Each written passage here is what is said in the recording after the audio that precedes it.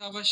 Overall जितने भी हमने कंसेप्ट पढ़े तो ये जितने भी आपके कोर्स में है उसके लिए काफ़ी है, लेकिन टेस्ट के लिए या फेडरल को शामिल करके या जो जो दूसरे बुक्स हैं, जो रिसोर्सेज हैं, इनको शामिल करके क्योंकि टेस्ट बनाया जाता है तो ओवरऑल ये चीज़ें भी सीखने के लिए बहुत ज़रूरी है। उसमें से पहला है what about cations and anions. अभी तक हमने ये पढ़ा था, उधर देखिए आर्हीनियस कंसेप्ट में हमने ये पढ़ा था कि जो प्रोटॉन डोनर हो जो प्रोटॉन एक्सेप्टर हो वो एसिड एंड बेसिस है। दूसरे में हमने ये पढ़ा था कि अगर प्रोटॉन पहले वाटर के लिहाज से, दूसरा डोनेशन और एक्सेप्शन, फिर लिविस में हमने ये कहा कि ऐसा कंपाउंड जो इलेक्ट्रॉन पेयर डोनेट करता हो वो बेस है और जो इलेक्ट्रॉन पेयर एक्सेप्ट करता है वो एसिड है। समझ आ रहे?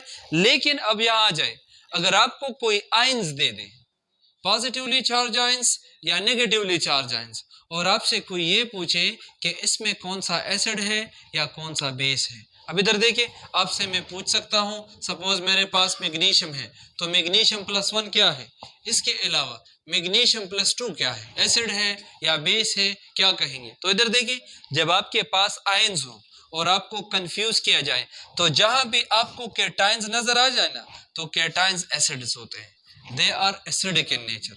अगर कैटायन हो तो कैटायन एसिडिक इन नेचर होंगे, अगर एनायन हो तो एनायन बेसिक इन नेचर होंगे। समझ आ रहे हैं कि नहीं आ रहा? या अगर इलेक्ट्रॉन डिफिशिएंट स्पीशीज हो, जिनमें इलेक्ट्रॉन की कमी हो, तो वो एसिड्स होंगे, और जिनमें एक्स्ट्रा इलेक्ट्रॉन या नेगेटिव चार्ज हो वो एज अ बेस बिहेव करते हैं। तो देखिए, एसिड्स की भी दो टाइप्स हैं, एक को हम कहते हैं हार्ड एसिड और दूसरे को हम कहते हैं सॉफ्ट एसिड। इंतहाई इजी है, ट्रिक्स पे समझ लें, कीज पे समझ लें, कोई प्रॉब्लम नहीं होगी, इसको याद करने की जरूरत नहीं। इधर देखिए, हार्ड एसिड में पहला वर्ड कौन सा है?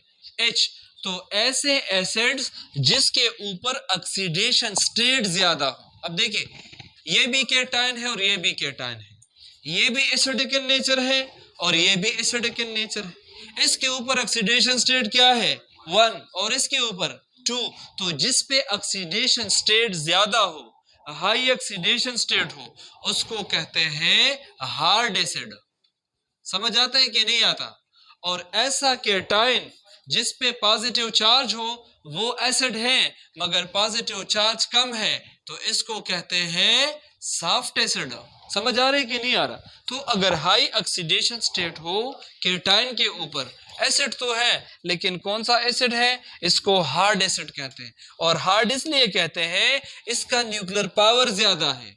इधर देखिए, मैग्नीशियम का अगर आप एटम देख ले, इसका एटॉमिक नंबर है 12, तो इसके न्यूक्लियस में 12 प्रोटॉन है और इसके साथ इलेक्ट्रॉन की तादाद भी 12 है। पहले शेल में 2 इलेक्ट्रॉन, दूसरे शेल में 8 इलेक्ट्रॉन, तो टोटल 10 है ना, और लास्ट शेल में 2 इलेक्ट्रॉन। तो 12 इलेक्ट्रॉन के ऊपर 12 प्रोटॉन का न्यूक्लियर पावर है।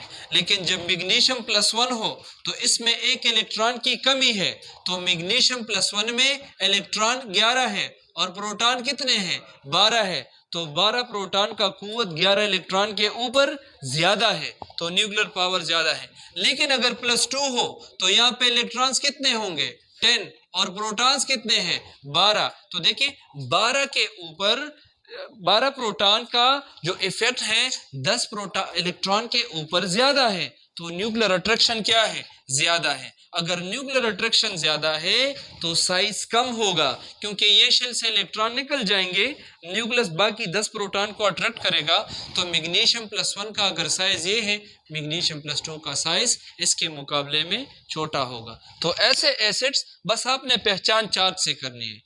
ऐसा एसिड जिसके ऊपर मैक्सिमम चार्ज हो, ऐसे एसिड को हार्ड एसिड कहते हैं। सॉफ्ट एसिड, इसके रूल्स उलट, ऐसा एसिड जिसका लो ऑक्सीडेशन स्टेट हो, जिसका न्यूक्लियर पावर कम हो या जिसका साइज लार्ज हो, तो ऐसे एसिड को सॉफ्ट एसिड कहते हैं। अब देखिए, इन तीनों में से इधर देखिए, शाबाश, पहला पहचान कर ले, जो एलिमेंट जिस ग्रुप में है, सपोज एल्यूमिनियम +3 ग्रुप में है, अगर ये 1 इलेक्ट्रॉन लूज करता है +1 चार्ज, अगर 2 इलेक्ट्रॉन लूज करता है +2 चार्ज, और अगर 3 इलेक्ट्रॉन लूज करता है +3 चार्ज, तो सबसे ज्यादा चार्ज किस पे है?